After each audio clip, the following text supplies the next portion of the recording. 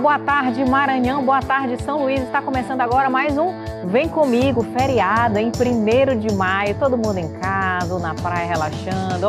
Já quero que você me siga aí no Instagram, @RejaneBraga. Segue também a TV Cidade. Você pode assistir a gente em qualquer lugar desse planeta Terra, através do YouTube. Estamos ao vivo, não é isso, Clésio? Ao vivo no YouTube. Não precisa estar na frente para televisão, pode assistir também no celular, tá bom? E se conectar aqui com a gente, que todo dia é um assunto interessante aqui no nosso quadro. Eu estou muito bem, graças a Deus, na paz de Deus. Eu quero saber como é que vocês estão. Estão bem? Se Deus quiser, tá tudo certinho, né?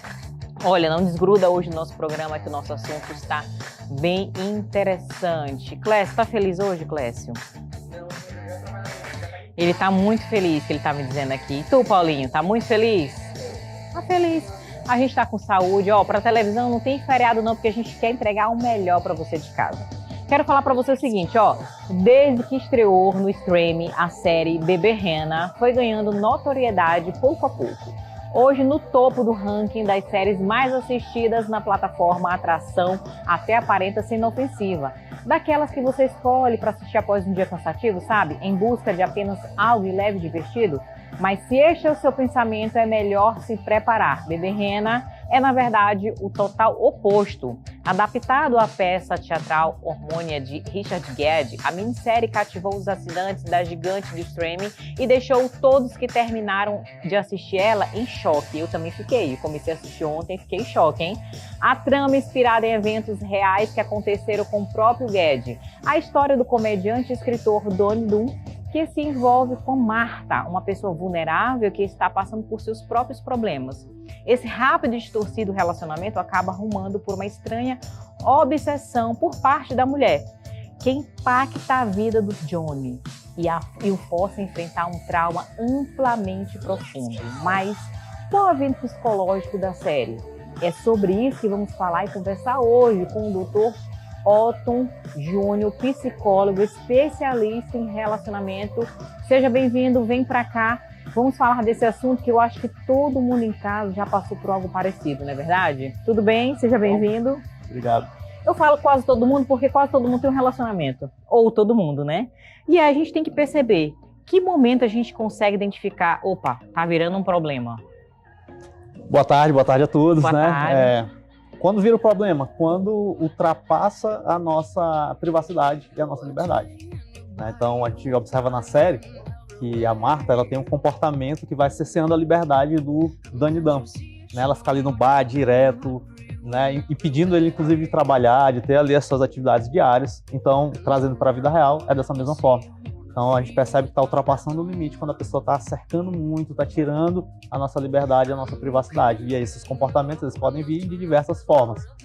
Desde enviar mensagens no celular, hoje a gente a partir de um ato de bondade do Danny Dumps. Então, ela chega muito abalada no primeiro episódio já, e ele serve um chá para ela. E a partir daquele comportamento de bondade, então, já desperta algo nela. Acaba despertando, e aí ela, com toda a sua carga emocional, toda a sua vulnerabilidade, sua fragilidade, ela então coloca uma atenção exclusiva nele, criando expectativas, idealizando um relacionamento que na verdade eles não tinham. Então ela tem algumas crenças, chega a ser até um certo tipo de delírio, porque ela começa a idealizar, imaginar um relacionamento que na verdade não existia. E a partir dessa imaginação, dessa idealização, então ela começa a perseguir e achar que tem uma relação de fato com ele, E isso, sem dúvida nenhuma, pode acontecer na vida real. Começa a fazer cobranças, sem fundamentos para ele também. Exato, porque ela imagina que ela tem um relacionamento. Então é interessante durante a série que ela vai falar várias vezes isso. E ele, para tentar amenizar, inclusive, ele chega a terminar, ter falso término. Então ele diz, tá tudo terminado entre a gente. Então ele vai fazendo condições como se ele realmente tivesse um relacionamento.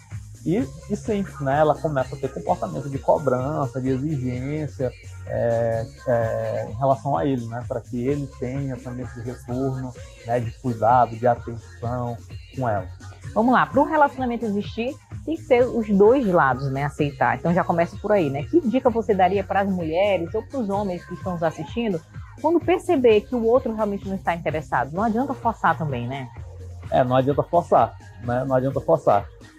Dicas tenha um amor próprio. Aí é o inicial, Você precisa ser uma pessoa madura para saber quando uma outra pessoa não quer você, não deseja se relacionar nem nada. Então você precisa perceber esses sinais. Às vezes são claros, outras vezes são mais sutis. Mas para a pessoa conseguir dizer um não, conseguir sair de uma relação que não tem futuro, ela precisa minimamente, a gente pode chamar de amor próprio, mas ela precisa minimamente ser uma pessoa madura para poder entender, compreender que ali ela não cabe, que está tudo bem em relação a isso. Né? O que isso acaba gerando alguns problemas, porque existem muitas pessoas com uma certa carência, né, com uma certa dependência emocional, com uma fragilidade emocional, que tem dificuldades em entender que uma outra pessoa de repente não quer de fato e que está tudo bem ela não querer. No caso da série aqui, se ele tivesse identificado que realmente seria um problema, ele tinha cortado logo desde o início, né? E a gente percebe que ele foi deixando levar, e tornou, um certo momento, que parece na série, ele já usando drogas, porque ele já não conseguia, né, sair daquela situação. E aí começou a se envolver com outras situações que não cabe no horário a gente falar. Mas assim, olha só a gravidade da situação, né? Um simples fato de um relacionamento que na cabeça dela desencadeou aí uma série de outros problemas na vida dele. E aí isso volta ao que eu estava falando há pouco, né? Por que ele teve dificuldade em se posicionar? Justamente porque ele já vinha apresentando uma fragilidade emocional. Né? Então a gente tem um episódio lá específico na série que mostra um pouquinho esse flashback dele, né? De um pouquinho da história dele, e ele já vinha apresentando uma fragilidade emocional. Então por isso que ele tem essa dificuldade de posicionar, de cortar, de falar, não, isso daqui vai ser um problema, né? Isso daqui vai ser uma treta, velho, deixa eu cortar essa parada bem aqui. Ele percebe, né, que está sendo envolvido, ele percebe que está tendo todo um desgaste, a gente percebe isso na atuação, né? Quando a série vai rolando, a gente percebe que ele está incomodado com aquela situação, que ele está querendo sair, mas que ele não consegue. Muitas vezes ele dá um passo para fora e aí depois ele acaba cedendo por alguma razão. Ele dá um passo para fora e acaba cedendo. Isso instala um ciclo ali que vai ficando cada vez mais difícil de ele conseguir quebrar. Tá passando aqui uma parte que ela tá na parada de ônibus e que ele fica com pena dela, né? Ele volta com pena e bota o cobertor nela. Isso acontece também na vida real, né? Às vezes a pessoa não quer terminar um relacionamento porque fica achando que é culpada de estar fazendo o outro sofrer. Como é que lida com essa situação, doutor? Isso. Aí tem um conceito aí que eu acho muito interessante, que é de Aristóteles, né? Não vou filosofar muito aqui, mas é um conceito de Aristóteles que ele diz assim, a verdade está na realidade. Né? A realidade é o lugar em que a verdade acontece. E quando nós falamos de sentimentos e de emoções, os sentimentos e as emoções muitas vezes chamam muito mais atenção, a nossa atenção e a nossa reação do que a própria situação, do que a própria realidade. A gente assistindo de fora, a gente olha assim, meu Deus, mas é óbvio que ele tinha que deixar ela lá para ver se ela se tocava, para ver se ela saía. Então a gente de fora, às vezes um pouquinho mais distante, a gente consegue ver a situação por ela mesma. Só que quando a gente está envolvido na situação, mais difícil, né, muito mais difícil. Justamente por conta das nossas próprias construções emocionais, que dificultam esse olhar à realidade. Né? Então quando ela está lá e ela fica na parada e ela insiste, e ele sente pena e ele acaba cedendo. Nisso que ele cede, ele reforça todo o ciclo, né? Como se ele estivesse fazendo algo de errado, deixando ela lá. Só que, na verdade, qual era o comportamento inadequado? Era o dela, não o dele. Mas ele acaba sentindo culpa. E culpa eu fiz alguma coisa de errado. Quando, na verdade, ele não tinha feito nada de errado. Era ela que estava fazendo de errado. Então, toda essa complexidade emocional acontece nas nossas vidas e a gente vai percebendo que muitas vezes vai impedindo a gente de sair de certas situações que está desgastando a gente, mas que a gente, entre aspas, insiste em permanecer. Vamos lá. Hoje, assim, o que acontece? Muitos adolescentes, né, estão começando aí sua vida amorosa e a gente já começa a perceber que a internet é algo que é na vida de todo mundo e tal. E ali está muito frequente a história de você stalkear alguém, né? Stalkear, tá olhando o que a pessoa está fazendo. Quando é que eu percebo, olha, esse aqui já não está mais sendo saudável, esse comportamento? Quando é que eu consigo perceber que esse é o meu estalo? A gente tem os dois aspectos, né? Eu stalkeando alguém, e aí quando a gente fala em stalker, a gente tem que tentar traduzir para o português, assim, da maneira adequada. Porque quando a gente fala, eu vou stalkear alguém, geralmente aqui no Brasil, a gente perde a força da própria palavra. Né? Em inglês, é perseguir. Né? Então, stalker é aquele que persegue. Né? E em português, não. Em português, se a gente fosse trazer para o maranhense, seria o quê? O maroca. Eu tô marocando, né? Tô então, marocando. Uma marocagemzinha saudável, não pode passar dos limites, né? Eu tenho umas amigas que são tipo FBI, sabe? O cara não tá mais querendo ela vai perseguindo a amiga com quem tá, o tio, é a mãe, é o pai, entendeu? Ficam percebendo. Isso aí já é uma obsessão. Depende, né? Depende. Quando é que se torna uma obsessão? Se aquilo ali tomar muito tempo da vida dela, da vida funcional dela. Né? Então, se ela deixa de trabalhar e está ali naquele comportamento, se ela não consegue se concentrar em uma outra atividade e está fazendo aquele comportamento, está tendo aquele comportamento, então aí a gente já começa a perceber que está ultrapassando um pouquinho esse fase de normalidade. Né? Porque marocar, né, ou stalkear no sentido brasileiro, então todo mundo faz. Hora ou outra, peraí, a curiosidade aqui, então vou lá e faço, mas a gente precisa perceber muito bem, né, que é o quê? É o medo que a pessoa tem, às vezes, de perder aquela pessoa. Então ela vai ter comportamentos de ficar buscando informações para aliviar esses medos. Então o que a outra pessoa está fazendo, quem ela é, com quem que ela está saindo, para onde ela está indo, qual a localização. Então eu vou querer saber uma série de informações para acalmar esse medo. Porque de repente a pessoa pode estar indo para um bar, né, e vai encontrar outra pessoa lá, vai se apaixonar por outra pessoa e vai me deixar. Então eu tenho que saber, eu tenho que olhar a história dela, eu tenho que olhar a história de todas as pessoas que estão junto com ela ali, aí eu vou abrindo o perfil de todo mundo, de todos os amigos, para ver se encontra com alguém. Se vejo algum sinal, se vejo alguém olhando para a pessoa no próprio story. Então tem uma série de comportamentos, a gente percebe que é disfuncional quando a pessoa ela coloca, né, muita energia naquilo, vários tempos, vários minutos da sua vida naquilo ali, e quando ela não consegue ter a sua rotina normal sem fazer e sem emitir aqueles comportamentos. Mas também se não mandar a mensagem já parece desinteresse, ou não.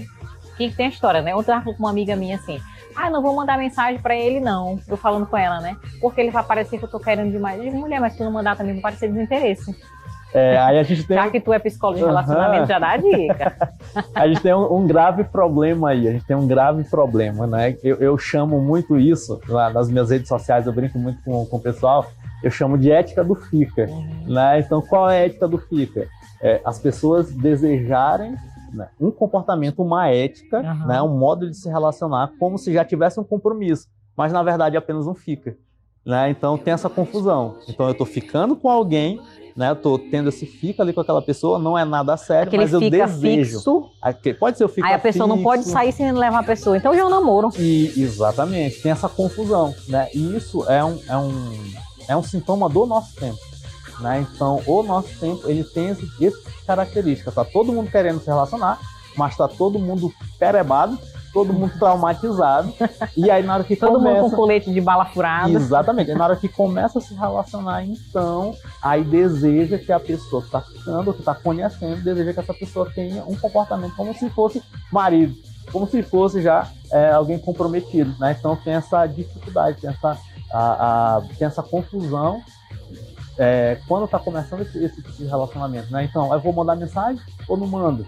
Aí vem todas as questões de trauma, que são as questões do jogo. Né?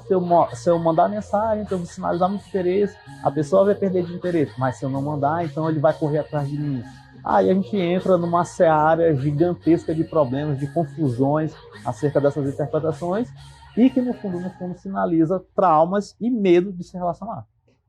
É difícil, né? Resumindo, a vida do brasileiro é difícil, né, Clécio? Para Clécio é tranquilo, que ele já é casado.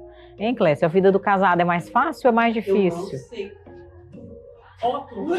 A vida do casado é mais fácil ou mais difícil? Eu não sei, porque também tem seus problemas. Os casados também têm seus problemas, não é, gente? Tem seus problemas. Se o marido já tá estranho, a esposa já fica assim, o que ele tem? Começa um problema dentro de casa.